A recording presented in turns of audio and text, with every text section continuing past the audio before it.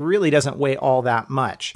This case is a two-part case, although it can really be called a one-part case because you never really need to split it apart unless you're going to change this back plate. The two parts consist of the black area, which is all a TPU material. It's going to absorb shock, drops, bumps really, really well.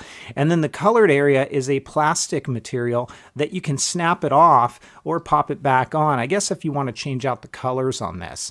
The only curious thing here, I'll say, is that for it being billed as a kind of a rough and tough case, this area that's going to show your Apple logo, it's straight through. So there's no membrane there to protect the back of your phone. So you are going to want to slap on some form of a back protector on your phone before using this case.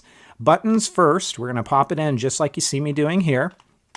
And I'm also going to mention, I do have a screen shield on my case on my phone right now. It's coming in at 0.12 millimeters, and it works just fine. There's no problem with bubbling or anything like that. So I'm going to venture to say most screen shields should be just fine with this one.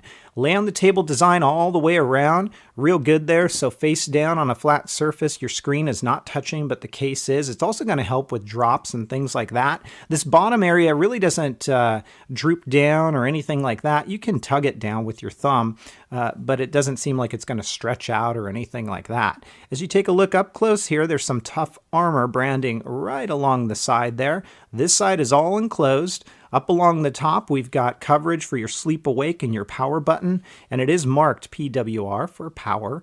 I'll come back to the responsiveness of those buttons in just a moment.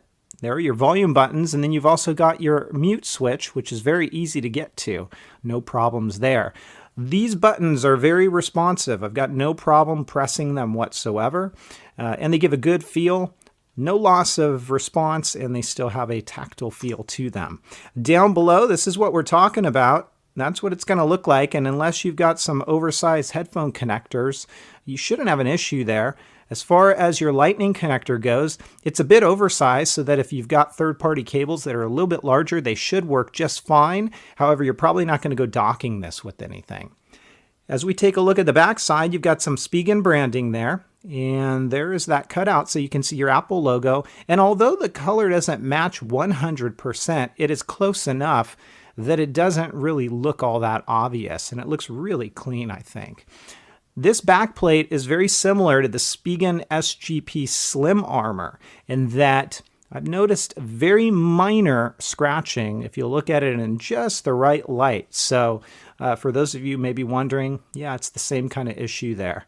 There's your camera cutout, lined in black, no issue with whiteout or washout in photos or videos, so all is good there. Again, you know, if you're looking for a case that's going to provide additional layers of protection, more so than, let's say, moderate drop protection, and you don't want to go all